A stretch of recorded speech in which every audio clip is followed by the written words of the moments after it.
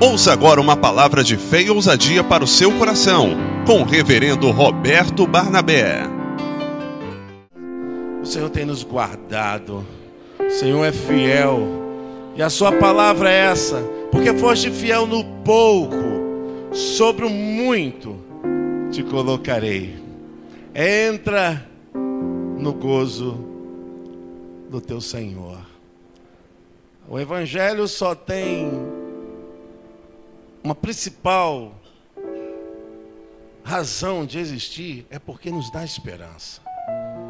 Se nós estamos aqui vivendo só com os nossos olhos nesse mundo, com a nossa vida nesse mundo, nós pensamos pouco demais. Existe uma vida eterna para todos nós.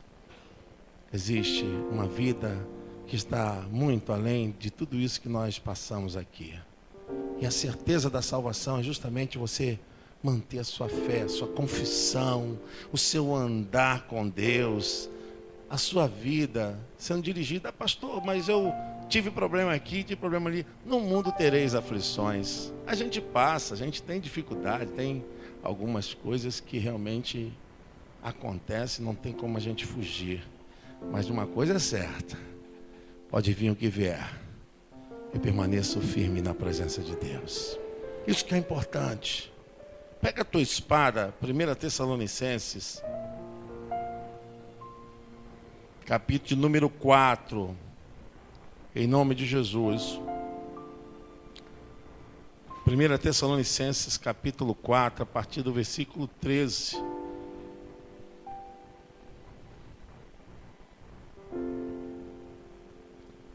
Glória a Deus, que há de chegar esse verdadeiro momento. 1 Tessalonicenses, capítulo 4, versículo 13. Você achou? Diga amém. Não quero, porém, irmãos, que sejais ignorantes acerca dos que já dormem, para que não vos entristeçais como os demais que não têm esperança. Porque se cremos que Jesus morreu e ressuscitou, assim também aos que em Jesus dormem, Deus os tornará a trazer com ele. Dizemos-vos, pois, isto pela palavra do Senhor, que nós, os que ficarmos vivos para a vinda do Senhor, não precederemos os que dormem. Porque o mesmo Senhor descerá do céu com alarido e com voz de arcanjo e com a trombeta de Deus, e que os morreram em Cristo ressuscitarão primeiro. Depois nós, os que ficarmos vivos, seremos arrebatados juntamente com Ele nas nuvens, a encontrar o Senhor nos ares. E assim estaremos sempre com o Senhor. Portanto, consolai-vos uns aos outros com estas palavras. Deus vos abençoe. Podeis assentar, irmãos. Glória a Deus. Graças a Deus. Aleluia. Há 3 grupos que estão relacionados diretamente com a volta do Senhor Jesus Cristo: os judeus, os gentios e a igreja. Os judeus, porque Jesus é judeu, veio para o que eram os seus, mas os seus não receberam. Gentio, porque a palavra é pregada para todos que creem. A palavra não está enclausurada, não está confinada. A palavra de Deus está livre. Ela alcança qualquer pessoa, alcança qualquer ser humano. A palavra de Deus está livre porque ela não é seletiva, ela não é para grupinho. A palavra de Deus é para todos. Por isso que João 3,16 está registrado: porque Deus amou o mundo de tal maneira que deu seu Filho unigênito, para que todo aquele que nele crer não pereça, mas tenha.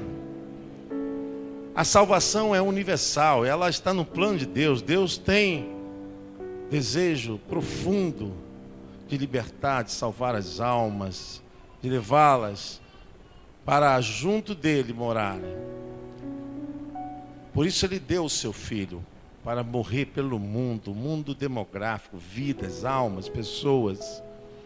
E o plano de Deus é justamente alcançar, desde que Adão pecou, até ainda gerações que virão à frente de nós, se acontecer, o sangue dele foi derramado por todos. Não há nenhum que possa não receber essa graça, esse dom, essa bênção de Deus que é a salvação. Mas a salvação implica muito numa grande preparação, porque todos que foram alcançados pela graça devem viver preparados para o encontro com o seu Senhor. A gente sabe de muitos acontecimentos que sinalizam todo esse processo que se dá para a volta de Jesus. Jesus fala isso, Mateus capítulo 24, a respeito dos princípios das dores. Isso é revelado através dos acontecimentos naturais, dos acontecimentos das mudanças sociais, do mundo onde se embrenham as pessoas no egoísmo, no orgulho, na vaidade. O próprio apóstolo Paulo falou em 2 Timóteo capítulo 3, que nos últimos dias seriam dias trabalhosos, difíceis, homens orgulhosos, avarentos, amantes mais de si mesmos do que de Deus. Pessoas entregues a toda espécie de sentimento mais infortúnio. O apóstolo Paulo fala sobre isso e adverte a igreja para ela estar preparada, porque tudo o que está acontecendo não é nada novo na revelação da própria palavra de Deus. Nós não podemos andar desapercebidos, uma igreja alienada à palavra de Deus. Não, mas uma igreja andando de acordo com as Escrituras, vivendo de acordo com a palavra, vivendo o sentimento da palavra. Porque tudo que nos ocorre, que está acontecendo à nossa volta, faz parte de toda a sinalização dos eventos da volta de Jesus. Tudo isso. Pai contra filho, filho contra pai, mudanças geológicas, questões de contaminação, a respeito de tantas pessoas que têm maldade e crueldade no coração. Mateus capítulo 24, 12, por o amor esfriar. Está acontecendo isso, a iniquidade está crescendo, todo esse campo de transformação social, irmãos, é bíblico. É bíblico. Problemas nos lares, a suspeita que nasce dentro da casa, tudo isso está relacionado como sinal da vinda de Jesus Cristo. Nós precisamos caminhar na fé. O apóstolo Paulo fala aos irmãos de Tessalônica a respeito dessas coisas que eles estavam preocupados. E Paulo diz: não ignoreis a volta do Senhor Jesus Cristo. Mas antes que ele venha, acontecerá certas coisas. Mas isso ocorre dentro de um programa apocalíptico, um programa futurista, um programa da grande revelação da vinda do Senhor para buscar o seu povo. Irmãos, o próprio Senhor Jesus Cristo falou em Mateus 25, ele diz: olha, a vinda do Filho do Homem vai se dar como aconteceu nos dias de Noé. Casavam e se davam em casamento, até que Noé e sua família entraram na arca. E de repente, um grande dilúvio. E todas as fontes de água inundaram a Mesopotâmia, a terra aonde estava Noé. Assim acontecerá. Um momento em que ninguém sabe, nem o Filho sabe, nem o próprio Senhor Jesus Cristo, como Filho, não como Deus, mas como Filho, Ele não sabe. Isso está na ordem do Pai. E acontecerá que Ele dará ordem aos anjos, que então toque as trombetas. E aí então, chegará o momento em que Ele virá para nos buscar. E não é, a vida era normal como a nossa. As pessoas casavam, se davam em casamento. Dizia o quê? Nada havia mudado. O costume das pessoas em relação ao ato profético de Noé, da mensagem apocalíptica, noética, nada mudou para eles. Eles viviam normais. Completamente uma vida tranquila.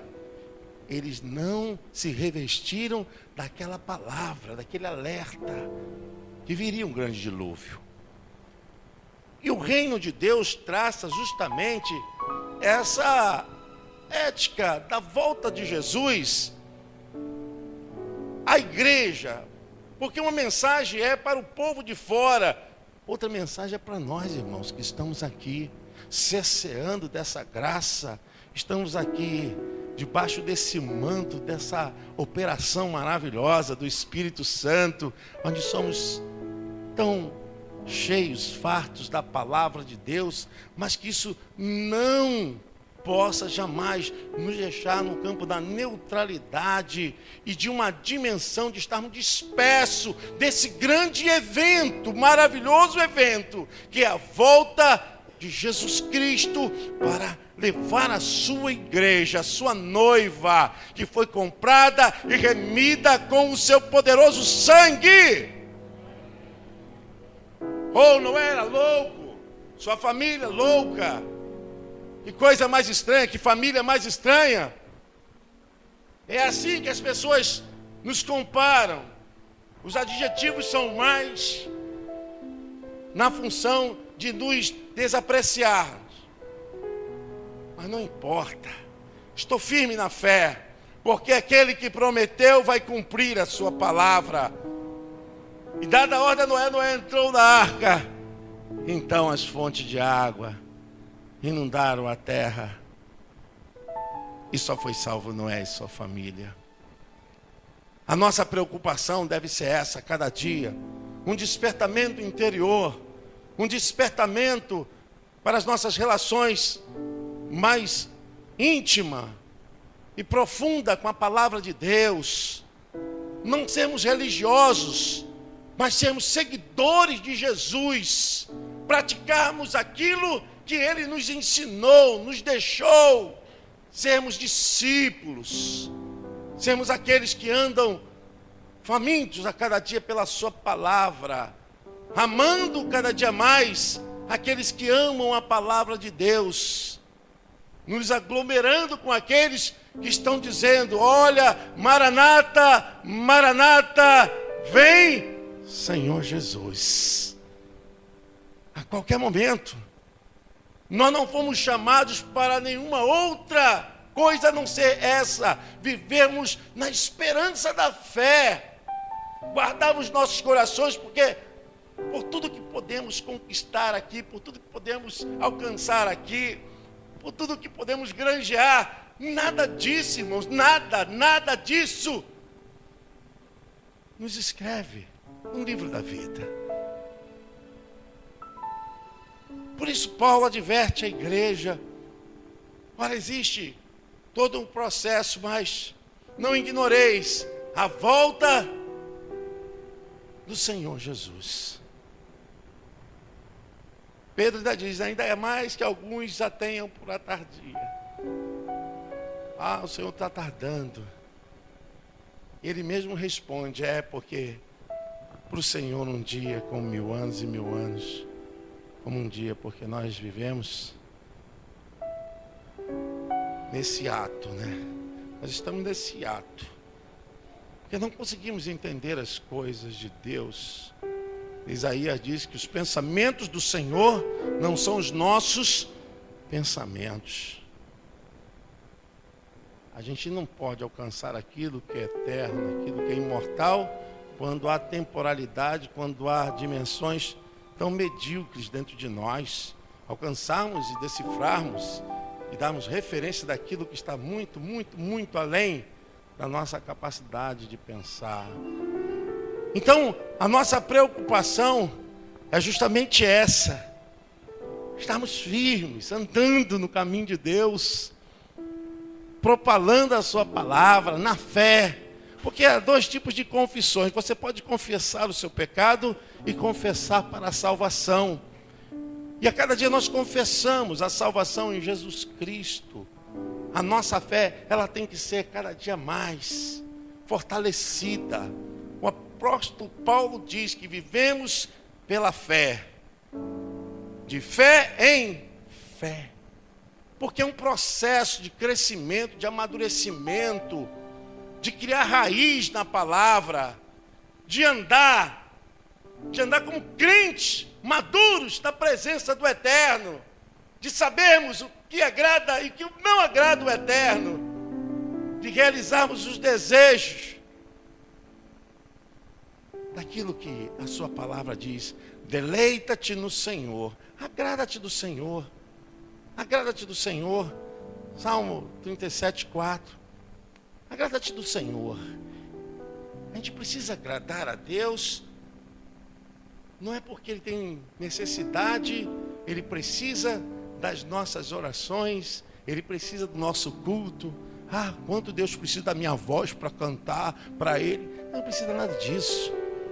Pelo contrário, se você ler Salmo 51, Deus detestou o culto daquele povo que dava um culto bonito, de muita carne, muito sangue, muito sacrifício. E Deus falou: rejeito os vossos cultos, porque não há sinceridade nos vossos corações. O que Deus quer é o culto da vida, a entrega da vida, para viver e andar com Ele, nessa expectativa de cambiação espiritual.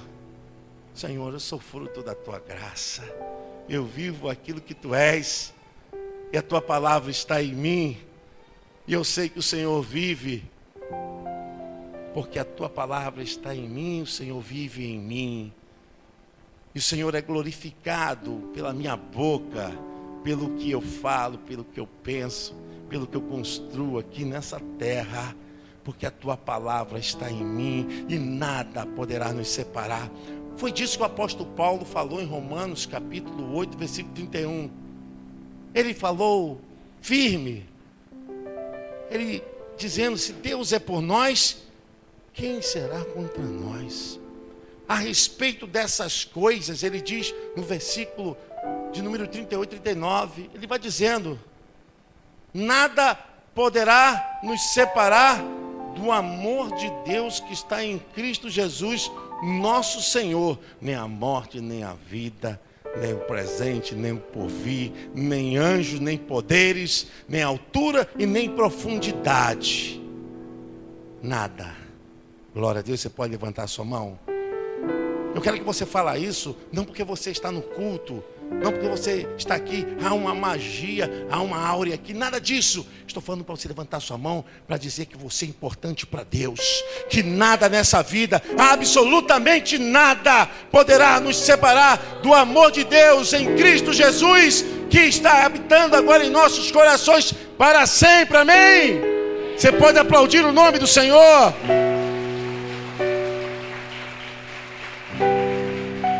Glória a Deus. Oh, glória!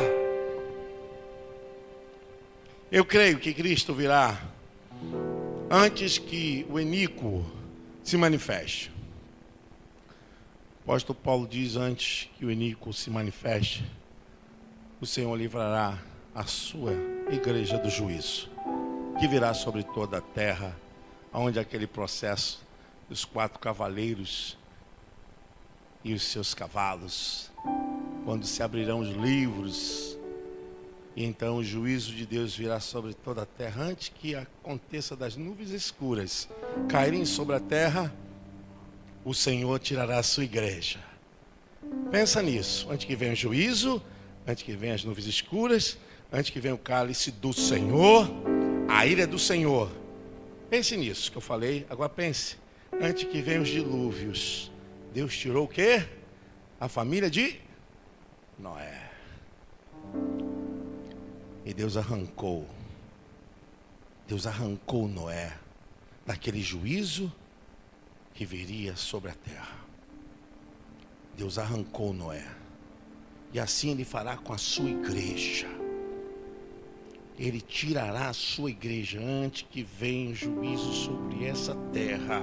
Nós não haveremos de passar pela média, pela total tribulação. O Senhor já nos comprou com o seu sangue. Nós somos lavados e remidos pelo sangue do Cordeiro de Deus.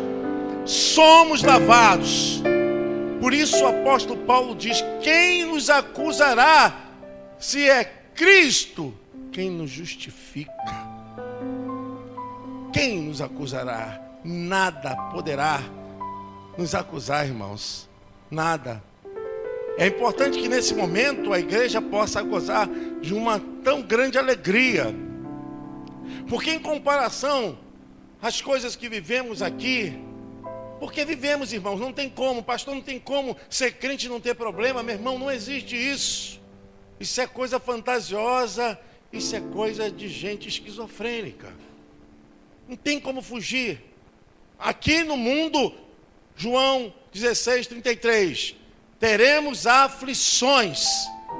Não tem como a gente fugir de uma realidade dessa. Crente tem problema? Tem problemas. Filho de crente tem problema? Tem problemas. O que nós temos que entender é o seguinte: que essas coisas são de ordem natural. Essas coisas são de ordem comum. E nós temos que levar até a Cristo. Nós temos que levar até a Cristo. Isso não significa que você tenha que ficar com isso para você, que você não possa entregar na mão de Deus. Pelo contrário, você tem que entregar na mão de Deus. Eu quero dizer que essas coisas acontecem, mas nada do que ocorra em nossas vidas aqui pode ser algo para criar dificuldade e nos embrenhar pelo erro. Nada. O que acontece aqui é de ordem natural. Irmãos, as coisas do mundo físico vieram a existir pelo espiritual. Pelo espiritual.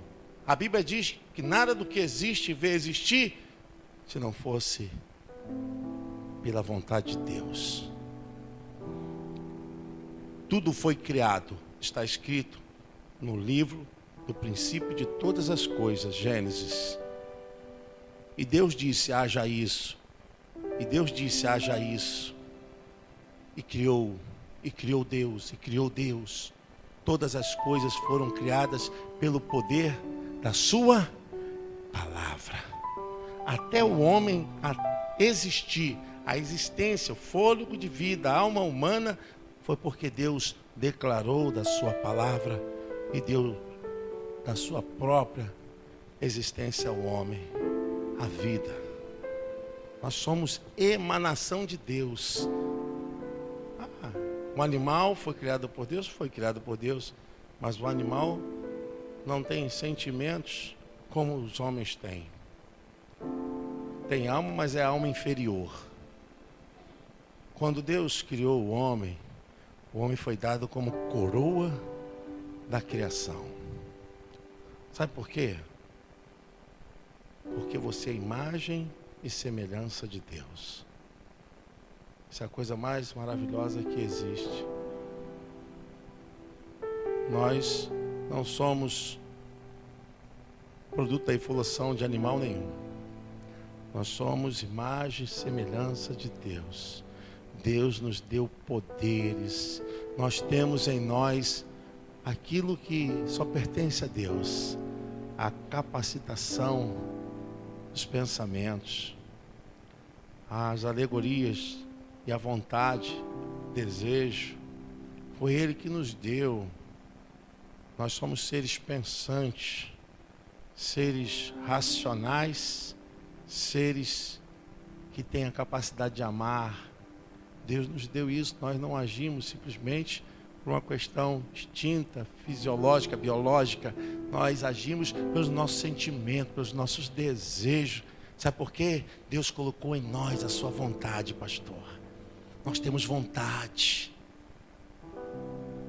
Por isso somos coroa da criação, diante da dimensão do espaço sideral, do universo estelar, de todas as coisas e o mundo cósmico, de todas as maravilhas que criou nos mares, no mundo micro, nas coisas que a gente nem vê, nem sabe, as coisas celestes, tudo lindo, mas nós somos maiores do que isso.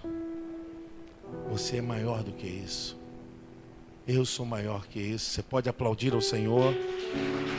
Nós somos maiores do que isso, como criaturas do Senhor. Aleluia. E eu creio que nesse momento em que a igreja estiver preparada e o relógio de Deus sinalizar, chegada é a hora, os anjos então tocarão as trombetas. E a trombeta de Deus tocará, a última trombeta.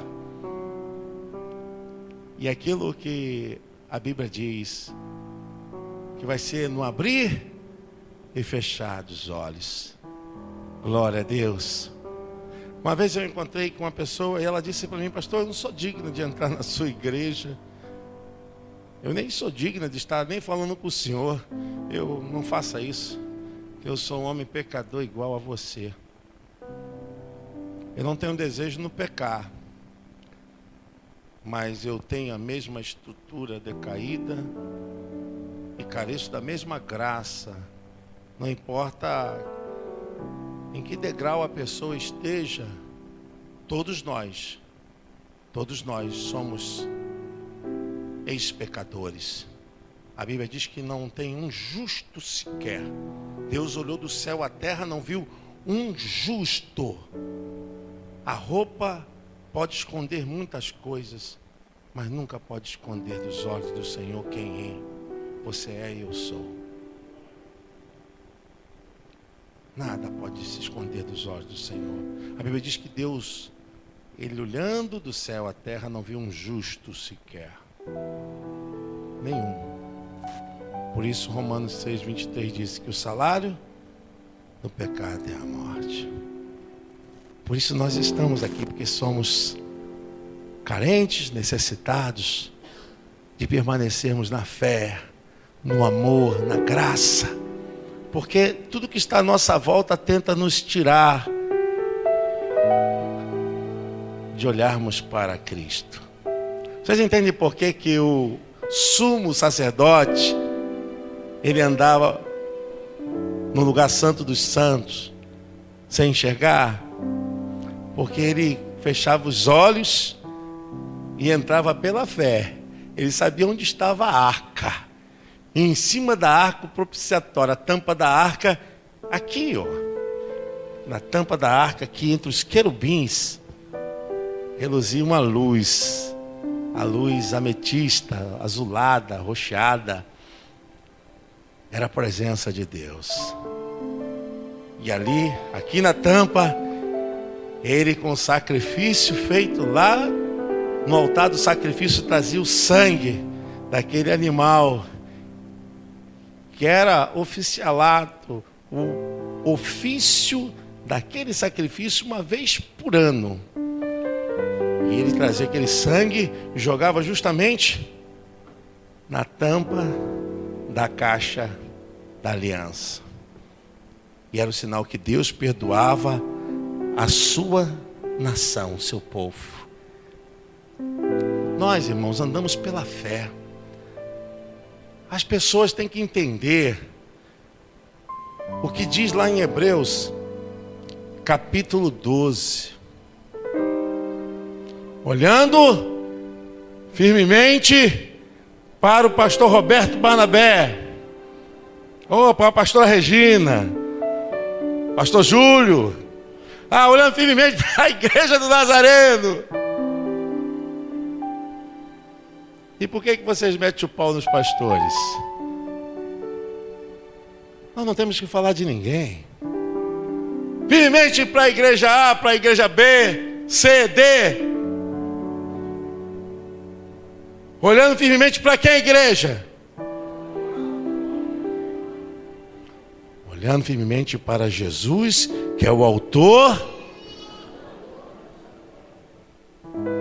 Quando você tem a compreensão do Evangelho, você vai poder entender porque alguém possa cair, porque alguém possa ter necessidade, porque o Evangelho nos faz sentir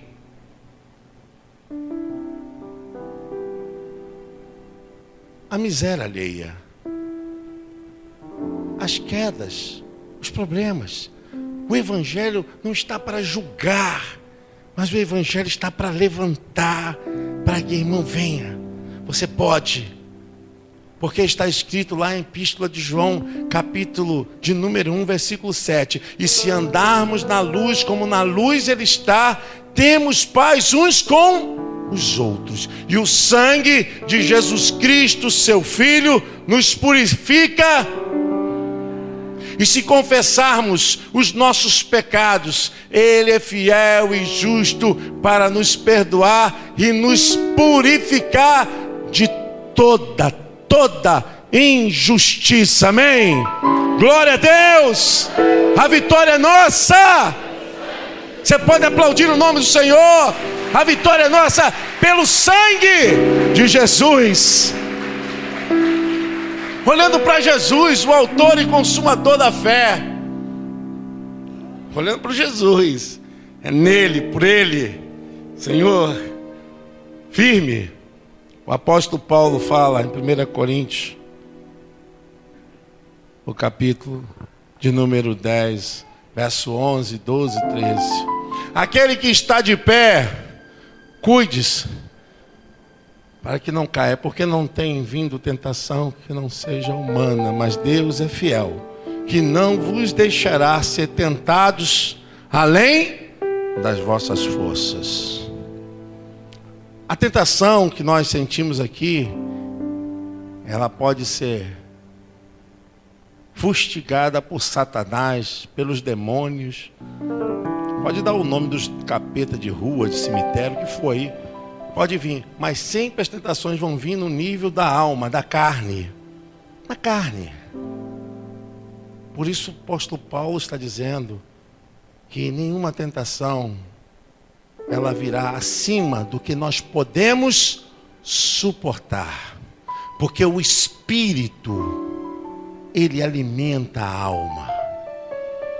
Se o teu espírito estiver fraco, a tua alma também estará fraca e o seu corpo será objeto do gozo do pecado. Mas quando o teu espírito está forte, a tua alma também é fortalecida. Fortalecida porque é Deus que fortalece o teu espírito. A tua relação com Deus, a tua vida espiritual, sabe, é quando o Espírito Santo habita no teu espírito. O espírito do homem, ele se coaduna com o Espírito de Deus. E ele cresce. Em 1 Tessalonicenses capítulo 5, verso 23, Paulo diz: o mesmo Deus de paz vos santifique em tudo, espírito, alma e corpo. Nós esperamos Jesus. Esperamos. E vai ser um momento lindo, irmãos. Porque às vezes pensamos que a vida acaba, a vida termina aqui. Nada acaba, nada termina. Nada acaba. O próprio Senhor Jesus Cristo falou em João 11, versículo 25. Todo aquele que vive e crê em mim, ainda esteja morto. A nossa fé não está só pelas necessidades e as coisas que temos nessa vida, mas a nossa fé em Cristo, ela ultrapassa o limite da barreira dos sepulcros, do cemitério. Ali não para a vida continua, a vida continua. Por isso o apóstolo Paulo diz: olha, nós não precederemos aqueles que já dormem no Senhor. Diz o texto, não precederemos. eles vão ressuscitar primeiro. Olha só que bacana, hein? Imagina só, pastor Humberto, todos os irmãos em Cristo, desde Adão, todos os irmãos foram alcançados, todos aqueles que fizeram o sacrifício da lei, todos aqueles que foram tratados pela lei, agora pelo sangue de Jesus, o sangue de Jesus justificou aqueles atos da lei. Todos aqueles irmãos, até esse momento, serão ressuscitados. Glória a Deus, que coisa maravilhosa. Eles ressuscitarão. É o quadro de Ezequiel 37, né? Deus vai ressuscitar. Aí logo em seguida, isso é rápido, não vai demorar não. Logo em seguida, nós, os que estivermos vivos, seremos transformados. Aí que o apóstolo Paulo fala de arrebatar. A palavra arrebatamento não tem, mas arrebatar tem. O Senhor nos arrebatará. E então nos levará nas nuvens. Mas o mundo não verá.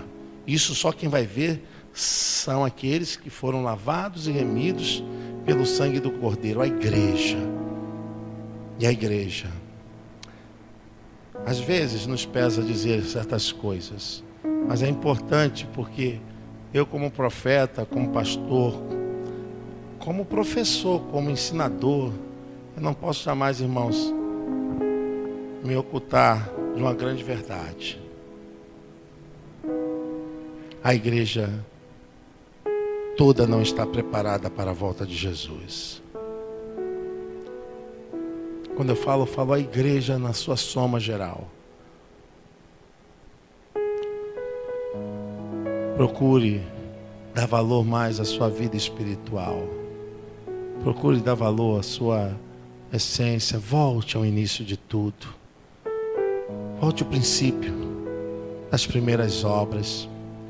Eu falo aqui na igreja que não tem melhor amor do que o amor do novo crente, né, Regina? O amor do novo crente é aquele amor puro.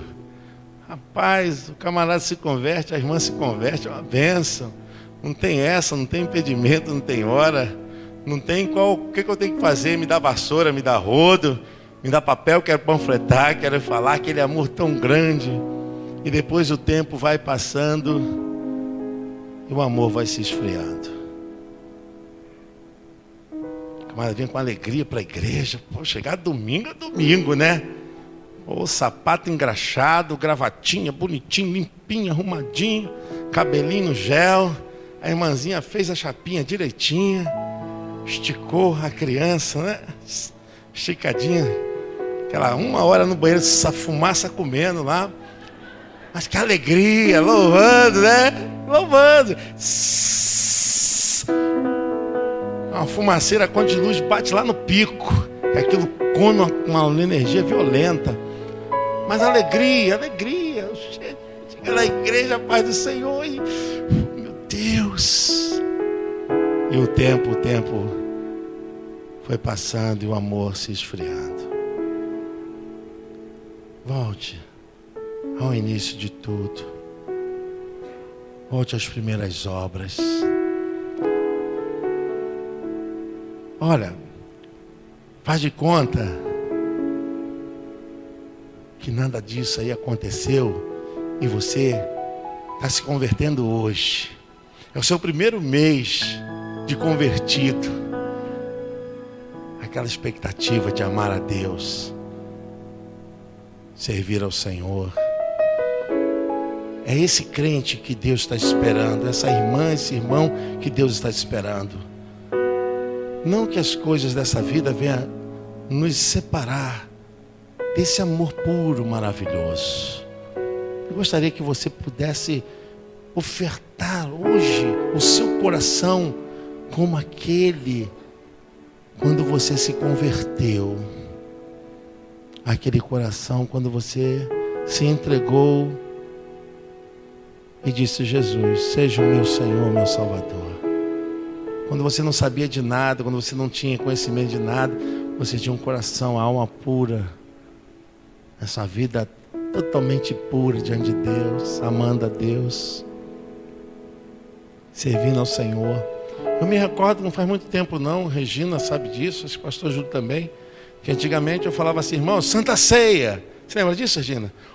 Sua melhor roupa. Porque quando você vai para o casamento, tem irmãos aqui que até alugam roupas, né? Alugam. O casamento.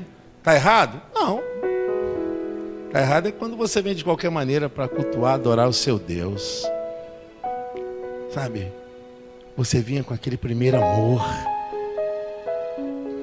Pastor Humberto, irmão, todo mundo de gravatinha azul, todo mundo de terno preto. Pode ver que os homens aqui, né, terno preto, sabe por quê? Porque nós temos uma ética para Santa Ceia. Santa Ceia a gente põe preto. Está ali seguindo com amor. Às vezes não usa nem um terninho durante os outros domingos, mas no dia da Santa Ceia está lá o terninho. Sabe aquela coisa gostosa? Que fazer as coisas para Deus, fazer com aquele amor. Eu quero que você ofereça o seu primeiro amor a Deus. Fique de pé em nome de Jesus. Em nome de Jesus.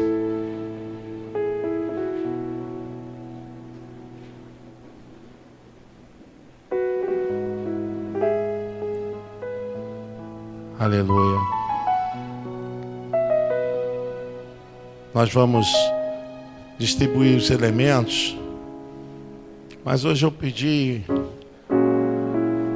a Deus que essa Santa Ceia fosse uma Santa Ceia de quebrantamento. Quebrantamento, coisa de fórum íntimo, para Deus nos visitar nas primeiras obras, nas primeiras coisas, no início de todas as coisas. Eu quero que aconteça isso com você. Sabe, que você adore a Deus com a coisa maior e poderosa na sua vida. Senhor, nós consagramos elementos da Santa Ceia. Consagramos, Senhor Deus, as nossas vidas. Perdoa os nossos pecados. Purifica, Senhor Deus, o nosso coração. Queremos, Senhor Deus, entregar toda a nossa vida a Ti.